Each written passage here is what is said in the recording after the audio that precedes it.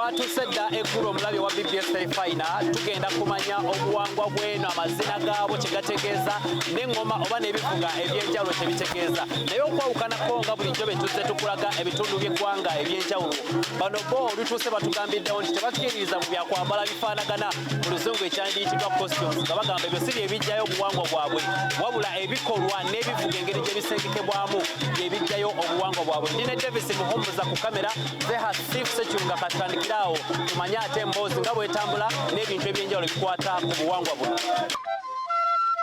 Obuwangwa bwa Kyoli obwa Waluwo buwangwa bugagga ddala mu byafaayo era amazina mangi ge bazina kussa ebivuga eby'enjawulo ng'amazina gano geewuunyisa kuba galimu obulombolombo bungi kussa emikolo egikolebwa egijjayo ebifaananyi eby'enjawulo mu mazina. Bano amazina gaabwe n'ebivuga biwerekerwa omuleereeto ogwa ffirimbi era enkozesa yaayo erina amakulu amakusike so nga bo buli kitundu ku mubiri kizina newankubadde abakyala oba abawala be basinga okugazina. Nga bwe nakutegeezezza mu ntandikwa nti bo bakkiriza nti we gutuuka ku kuzirira omugenyi ow'enjawulo ng'okuzina kugendereddwamu kuggyayo buwangwa na nnono tebambala bifaanagana ng'obuwangwa obulala. We want to portray the originality of our culture. The current costumes most dance troupes use are fabricated from factories and every bit, which by virtue we use them only when we go for maybe cultural entertainment elsewhere, like for traditional marriages, weddings, social events. But once we are within our localities as we are, we only use the accompaniments, which are the drums and the instruments probably. Kino kyolaba ekikubibwa ky'ekivuga ekijjayo obuwangwa bwabwe era kino kikubibwa abasajja wabula ng'ekivuga kino newankubadde kirabika ng'ekyangu naye kizibu okuggyamu eddoboozi okuggyako ng'obujjajjaabo bwa Mwakyoli nga Morris Odongo akulira abazinyi bano bw'annyonnyola.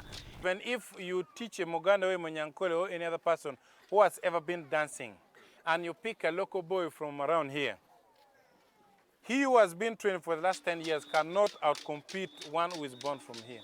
A native from a Choli land has got the basic principles and the mathematics in playing these things. It's not easy as we see. No. Try and see. And even when you play in the way you're playing, if one begins or starts a song and the drums are being played, you'll find that you will not have a combinations of your own initiated mathematics here to match up with all the accompaniment together with the song being played or being sung particularly. But with us here, even when one plays the smaller drums and this big one is being sounded and you are playing this at the same time singing, you will find everything matches. And by that we call it an authentic communications in the dance. Ekivuga kino engeri gye kikubibwamu era kiba n'obubaka obukusike abakyala oba abawala abazina bwe bategeera era buli omu alonda amusingidde okukuba ekivuga kino nga singa omwami alemererwa okuggyamu eddoboozi erisikiriza kiba kya buswavu ddala. And this is what motivates either a girl or a young woman who may have been impressed by the way you are exhibiting your dance skills and motifs. That is when she breaks up the circle, comes to you particularly, with all the impressions you've created to pick you for a partner. And with the Raga as we play this, the choice of picking a dance partner does not rely on a man. It is the girl that does the choosing. So if you are not conversant, well equipped with the basic mathematics and the principles as you play and dances it, you are liable to dance from the beginning of the dance to the end and not being picked. And that we take it for these guys. Why of all? Not you. Not you. Bano balina amazina agawerako wabula amazina amakulu ga mirundi esatu okuli agayitibwa ding ng'amazina gano abawala bokka abatannafuna babeezi be bagazina nga gano galimu obulombolombo obulaga engeri amuwala gy'akuzibwamu. Ding dance is a dance that the Acholi and the Luo people uses as a means of exposure. That is one. Two, as a means to parade. Three, as a means to showcase how well brought up our girls are. And we believe the girls who are at the age of performing dindi are not those who are yet ready for marriage.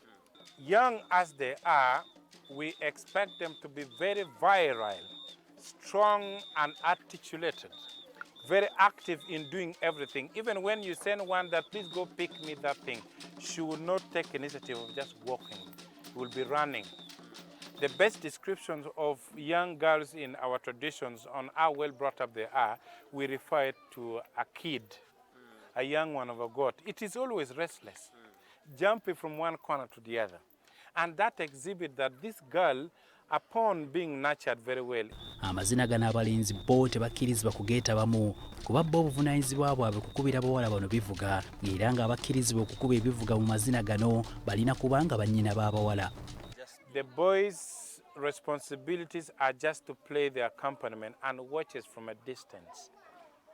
And basically what happens is that if it is from within one locality, we believe it is almost a family of one unit. And the boys plays the instrument for their younger sisters to just dance. There are no essence of intimacy, no essence of romantic, no essence of building up a relationship for a girl-boy kind of. It's not there. I would be much more impressed when I see my sister dances amidst other cousins or sisters within the vicinity. And that is where we get proud of them.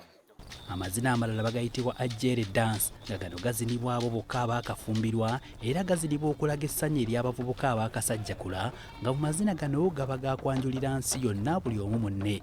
Ajere is a dance for those who are newly married.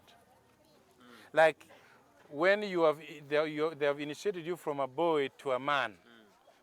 Initiation of a boy to a man, the overall issue is that you no longer sleep with your elder brothers. No. You have your own somewhere.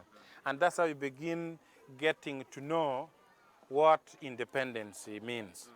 And by that, if by any luck you happen to pick one for a wife, and the community is anxiously wanting to know whether or not you really married, you really brought somebody's daughter at home. It is through a jere dance that is when you are able to show people that, yes, I am very much contented with this very beautiful young girl that I've married. And even when we are too inquisitive and we could not hide how we tickle, how we speak all the sweet nothings, but we can still balance and control ourselves and respect ourselves in the public, even when elders are seated. That's why when you see them perform, there are no direct intimate contact. Kyokka amazina gano abaami bakozesa omuggo gwe bayita olayo ng'omuggo guno bagukozesa okusembeza ababeezi baabwe ne babagamba obugambo obusendeekerevu era okusinziira ku bulombolombo omuwala talina kugaana kuba kabonero akalaga okukwatagana n'omukwano oguliwo. But they use this wooden axe called olayo as a weapon to draw a girl closer, to whisper all the sweet nothing that you may have not waited to have spoken it at that when you get back to the house, but you choose to show how you usually communicate.